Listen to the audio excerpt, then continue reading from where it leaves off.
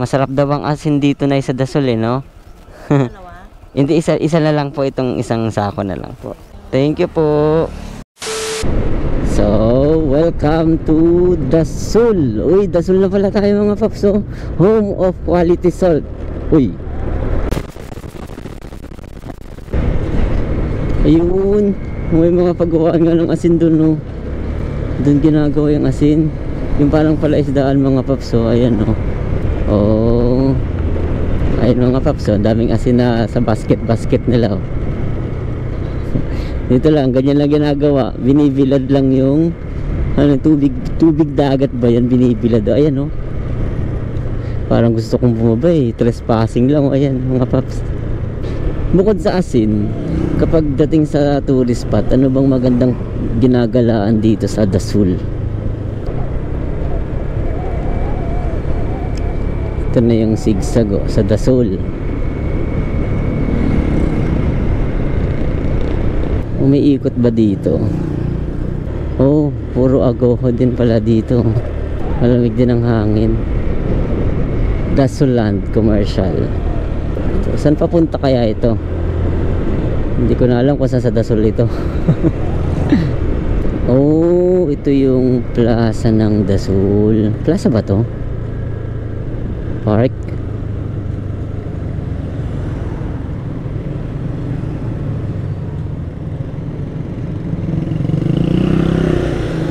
Park ba to? Park Dasol, oh.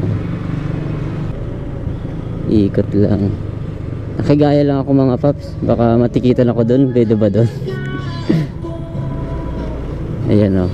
Sinundan ko lang din yung umikot. Ano kaya meron? Oh, basketball, paliga. Sa labas nito puro kaliwa lang. Kaliwa. Okay. Reach yun nila.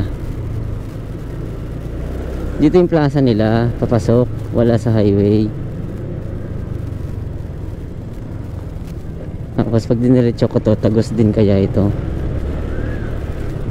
Tatagos ba ako sa highway dito?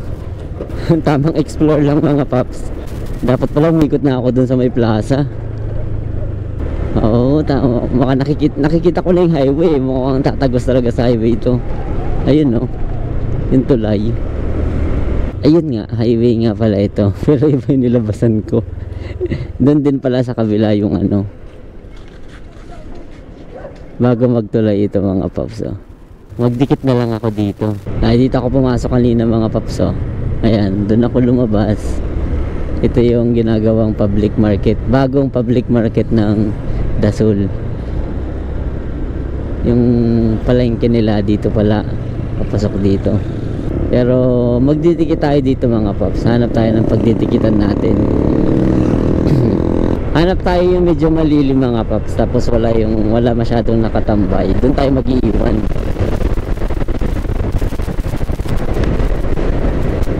A few moments later.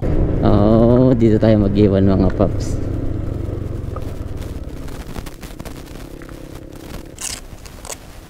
So, dito ko na lang iiwan to mga paps. May ginagawa dito. Hindi ko alam kung anong barangay na ng Dasol ito. Pero dikit na lang natin dito. Yan. Yan, iayos ko lang yung dikit. Tapos teka lang, mag-iwan tayo ng sticker. Ano pa tayo pandagan? Ito lang. Ayan mga paps, yung sticker dyan ko iniwan. Tapos dito sa kabila yung tape. Dito ko iniwan yung tape. Hindi ko alam kung anong barangay ito sa Dasol, pero doon yung bayan. Tapos papunta ng Igya. Dito sa tapat niya yung may ginagawang, siguro commercial building ito. Iwan pa tayo ng isa mga paps. Hanap pa tayo ng pag-iiwanan. Titingin pa tayo ng isang spot na mapag-iiwanan. Ito, ganda din dito pala, malilim. Dapat dito pala ako nag-iwan, eh. Mas malilim. Dato lang, minto na rin ako doon. Tal, isa pa naman, eh. Pwede na! A few moments later. Ito ay kainan siguro ito. Pero sa tingin ko dasol pa rin naman ito. May malawak na bukid dito.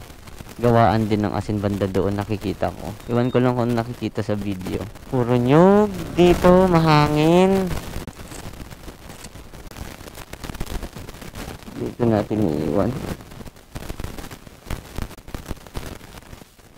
Mahangin dito mga paps. Mag-iiwan pa tayo ng sticker. Mas maganda mapanood nila bago nila makuha mga paps, para yung sticker tsaka tape ay nakukuha nila. Dito. Ayan mga paps, sa silong. Sa silong nitong nyog, ayan yung sticker oh. Silong niyan. Ganun na lang natin ito. Yan. Tapos dito ko iniwan mga paps. Basta dito sa may malawak na bukid mga paps, asinan din doon. Tapos iwan ko kung anong pwesto to, kung kainan ba ito or what. I think dasol pa rin naman ito mga paps. Mag-iwan pa pala tayo ng isa mamaya. So mag-iwan pa tayong isa mga paps sa madadaanan natin banda doon pa. A few moments later. Masarap daw ang asin dito na sa dasol no? Hindi, isa na lang po, itong isang sako na lang po. Thank you po. Thank you po, Nay. Diba, masarap yung asin dito eh. Baka asin pa lang, ulam na, ilagyan mo na lang ng mantika. Pwede na! Malasa na daw yung asin dito. Paano masabi? A few moments later. So, lumampas lang tayo sa boundary ng Igya mga paps. Ewan ko lang kung anong lugar ito. Pero ayan, yan ka. Nalaglag pa yung helmet. Dikit tayo dito mga paps. Isa. Yan, pukpukin ko lang mga paps. Yan, dyan ko iniiwan. Hirap yan dumikit eh. Tapos iwanan din natin ng sticker mga paps. Dito na lang din sa baba niya. Dyan.